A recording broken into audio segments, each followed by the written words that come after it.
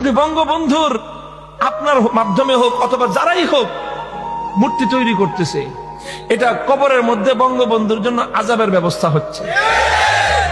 এবং আপনাকে দেখে আপনি আজকে না হোক কালকে তো মারা যাবেন নাকি না, অমর থাকবে। উনি মারা যাওয়ার পরে উনি আজকে যা করতেছেন, ওনার পরবর্তী অনুসারীরা ওনারও তো ভাস্কর্য বানাবে। যেদিন ওনারও ভাস্কর্য বানাবে সেদিন এটার কারণে আপনাকেও কবরের মধ্যে আযাব ভোগ করতে হবে।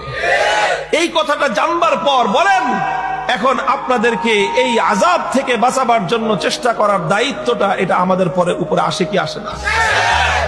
এখন আমরা আপনাদেরকে, আপনারা ঝাঁপায়ে জাহান্নামের দিকে পড়তে চান, আমরা আপনাদেরকে জোর করে ফিরিয়ে রাখতে চাই। এখন আমাদের দাম নাই, আমরা শত্রু হয়ে গেলাম। আর আপনাদের কাছে যারা আপনাদের এই সমস্ত ভুল কাজে উৎসাহ দেয় তাদের কদর হয়ে গেল দুঃখ এবং আফসোসের জায়গা।